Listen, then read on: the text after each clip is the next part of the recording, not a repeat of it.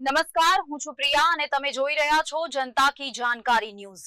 નજર કરીએ આજના સમાચાર ઉપર। સુરત શહેરના ઉધના વિસ્તારમાં પિતાએ કપડાં લેવા પૈસા નહીં આપતા પુત્રએ ચપ્પુ વડે જીવલેણ હુમલો કર્યો। અશોક સમ્રાટનગરમાં રહેતા અશોક આગલે મજૂરી કામ કરી પરિવારનું ગુજરાન ચલાવતો। અશોક આગલેના 27 વર્ષીય પુત્ર ધીરજે કપડાં લેવા પૈસા નહીં આપો તો પરિવારને જાનથી મારી નાખવાની ધમકી આપી હતી। રાત્રિ દરમિયાન પિતાએ અશોક ધરમાં હતા। પુત્ર ધીરજે ચપ્પુ વડે હુમલો કરી 4 ઘા ઝીંકી દીધા। પિતા અશોક આગલેને ગંભીર હાલતમાં સિવિલ હોસ્પિટલમાં ખસેડવામાં આવ્યો। સિવિલ હોસ્પિટલમાં અશોક આગલેનું તાત્કાલિક ઓપરેશન કરવામાં આવ્યું। પરિવારે પુત્ર ધીરજ પર કડક કાર્યવાહી કરવાની કરી માંગ।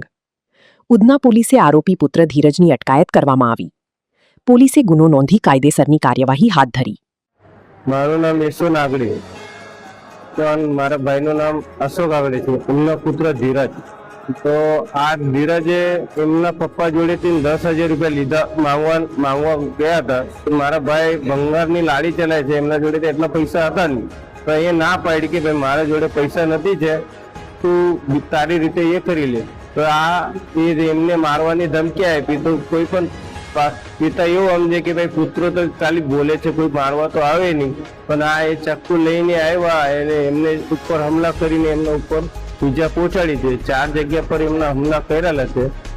તો અમને બધાની એક માંગ છે અમારા ઘર પરિવારને